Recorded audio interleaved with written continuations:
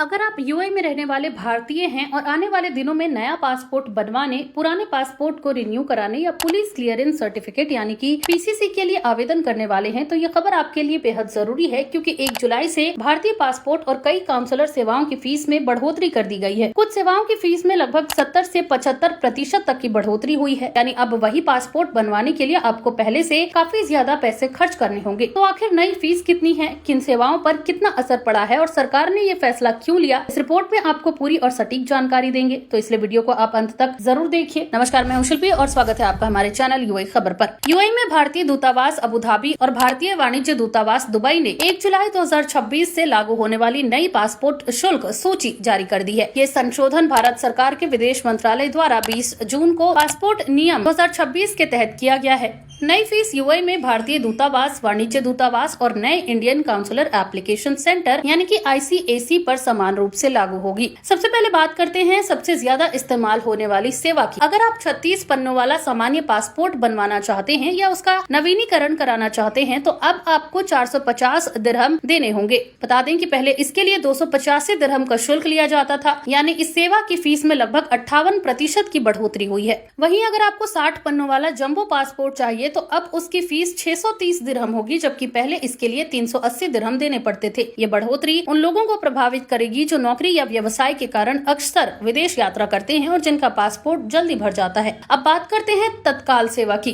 तो अगर आपको 36 पन्नों का पासपोर्ट तत्काल में बनवाना है तो अब इसकी फीस 900 दिरहम होगी। वहीं 60 पन्नों वाले तत्काल पासपोर्ट के लिए 1080 दिरहम देने होंगे। यानी आपात स्थिति में पासपोर्ट बनवाना पहले से ज्यादा महंगा हो गया है। वहीं अगर आप किसी का पासपोर्ट खो गया है, चोरी हो गया है या क्षतिग्रस्त हो गया है तो उसके लिए भी शुल्क बढ़ा दिए गए हैं। 36 पन्नों वाले खोए या क्षतिग्रस्त पासपोर्ट के सामान्य आवेदन की फीस 900 दिरहम होगी, जबकि तत्काल सेवा के तहत यही शुल्क 1350 दिरहम है। इसी तरह 60 पन्नों वाले खोए या क्षतिग्रस्त पासपोर्ट के लिए सामान्य शुल्क 1080 दिरहम और तत्काल सेवा के लिए 1530 दिरहम निर्धारित किया गया है। सिर्फ पासपोर्ट ही नहीं, अन्य काउंसलर सेवाओं की फीस भी बदली गई है। उदाहरण के लिए पुलिस क्लियरेंस सर्टिफिकेट यानी पीसीसी के लिए अब 145 दिरहम का शुल्क देना होगा। कई अन्य दस्तावेजों और प्रमाण पत्रों की भी फीस में संशोधन किया गया है। अब सवाल उठता है कि आखिर फीस क्यों बढ़ाई गई है। तो दरअसल भारत सरकार ने पासपोर्ट सेवाओं की फीस में वर्षों बाद संशोधन किया है। विदेश मंत्रालय की अधिसूचना के अनुसार ये नई शुल्क संरचना दुनिया भर में भारतीय दूतावासों और मिशनों पर लागू की गई है। यूएई में रहने वाले करीब 45 लाख भारतीय भी इस बदलाव से प्रभावित होंगे। रिपोर्ट के मुताबिक यूएई में कई पासपोर्ट सेवाओं की फीस लगभग 70% तक बढ़ी है और ये वर्षों में सबसे बड़ा संशोधन माना जा रहा है। अब एक और महत्वपूर्ण बात जान लीजिए। भारतीय मिशनों ने ये भी कहा है कि 2 जुलाई के बाद पासपोर्ट और काउंसलर सेवाओं के संचालन से जुड़ी आगे की व्यवस्था और नए इंडियन काउंसलर एप्लीकेशन सेंटर से संबंधित जानकारी अलग से जारी की जाएगी। इसलिए अगर आप आवेदन करने की योजना बना रहे हैं तो दूतावास या वाणिज्य दूतावास के आधिकारिक अपडेट पर नजर जरूर रखें। तो अगर आपका पासपोर्ट अगले कुछ महीनों में समाप्त होने वाला है या आप परिवार के किसी सदस्य के लिए नया पासपोर्ट बनवाने की तैयारी कर रहे हैं, तो अब आपको नई फीस के हिसाब से अपना बजट तैयार करना होगा। आवेदन करने से पहले सभी जरूरी दस्तावेज पूरी रखें और केवल आधिकारिक केंद्रों के माध्यम से ही आवेदन जमा करें। तो कुल मिलाकर 1 जुलाई 2026 से यूएई में रहने वाले भारतीयों के लिए पासपोर्ट और कई काउंसलर सेवाएं पहले की तुलना में महंगी हो गई हैं। इसलिए किसी भी आवेदन से पहले नई शुल्क सूची की जानकारी जरूर लें, ताकि बाद में किसी तरह की परेशानी का सामना न करना पड़े। तो अब आप बताइए कि आपको क्या लगता है, पासपोर्ट सेवाओं में फीस में इतनी बड़ी बढ़ोतरी सही है या इससे प्रवासी भारतीयों पर अतिरिक्त आर्थिक बोझ बढ़ेगा? आप अपनी राय हमें कमेंट करके जरूर बताएं और अगर आपको ये जानकारी उपयोगी लगी हो तो आप इस वीडियो को लाइक करें, शेयर करें और ऐसे ही और जरूरी अपडेट्स के लिए आप बने रहिए यूएई खबर के साथ। धन्यवाद।